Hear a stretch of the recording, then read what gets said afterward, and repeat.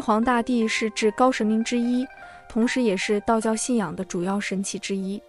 在《封神》这部古典文学作品中，他扮演了一个关键的角色。玉皇大帝不仅是封神榜的制定者和颁发者，还在封神大劫的发生和结束过程中发挥了重要作用，对商周之战以及众神的命运都产生了深远的影响。然而，在封神中，玉皇大帝并非最强大的角色，一个名为伏元仙翁的神明在力量和影响力上超越了他。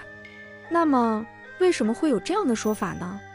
让我们深入探讨这一问题。玉皇大帝的来历和修行在不同的神话传说和道教典籍中存在多种版本，但总体来说，这些版本都凸显了他的高贵和非凡。最常见的版本之一是，玉皇大帝原本是一个国王的儿子，后来放弃了王位，选择出家修道。他经历了长达1750劫的苦修，最终获得了金仙佛果，之后又经历了1劫的修行，最终登上了玉帝的宝座。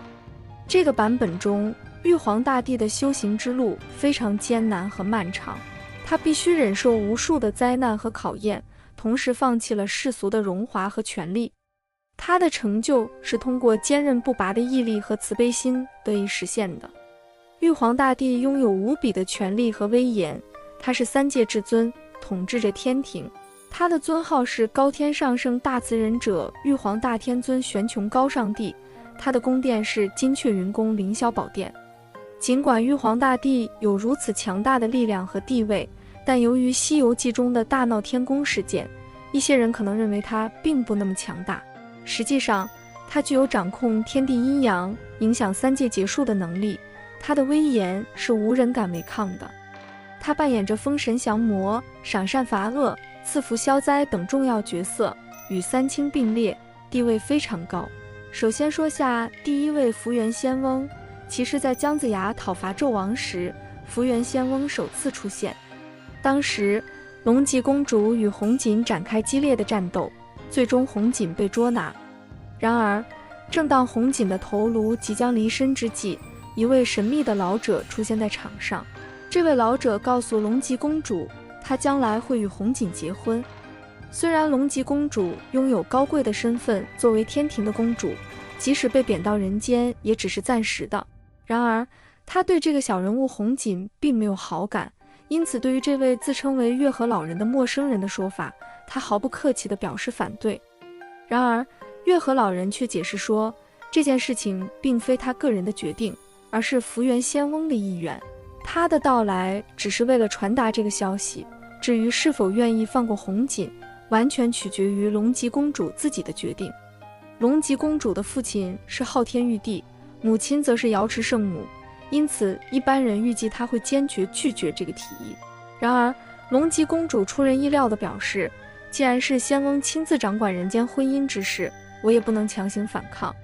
这句话暗示着龙吉公主对伏元仙翁的身份有一定了解，并且明确认为他的地位高于他的父亲昊天玉帝，这引发了人们对伏元仙翁身份的猜测和好奇。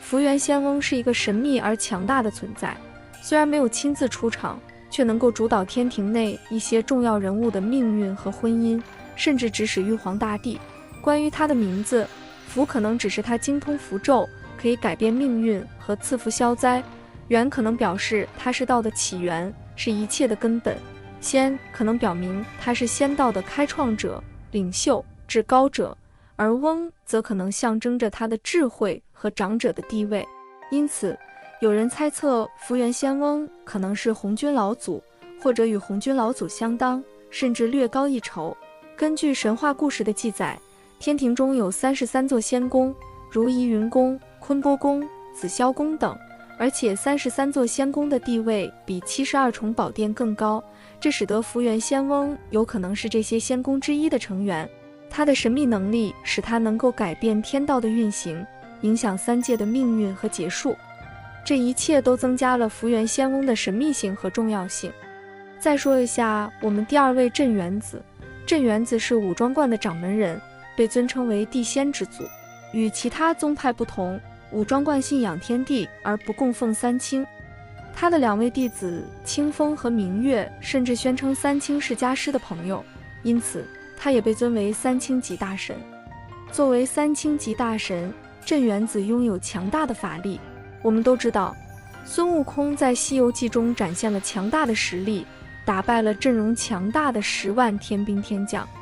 然而，在镇元子面前，孙悟空显得相形见绌。在小说中，孙悟空在万寿山地界打倒人参果树后，怂恿唐僧逃跑，但在还未离开五庄观的地界时，被镇元子追上。